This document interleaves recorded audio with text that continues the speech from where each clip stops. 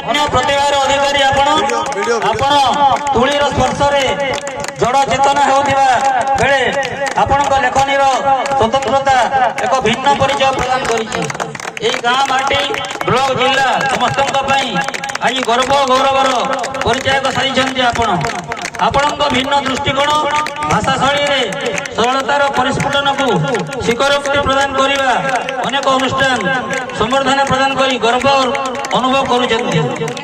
भारत सारस्वत सम्मान 2023, राज्य स्तरीय साहित्य सारथी सम्मान 2022, बाईमंडी साहित्य कलारत्न सम्मान कटक, देशपाल युवा प्रतिभा सम्मान धर्मशाला, राज्य स्तरीय कला ज्योति सम्मान कटक, कोणार्क चित्रकला सम्मान पुरी आदि अगणित सम्मान रे सम्मानित आपण हे कलाकार हे कलार पुजारी आज 75तम साधारणतंत्र दिवस पालन अवसर में अनुष्ठित बाजम महानारायणी भलीबल टूर्नामेंट आयोजन अवसर में आपण को संवर्धना प्रदान करिवार सुजोग पाइथिबारु आमे गर्व अनुभव करूछु।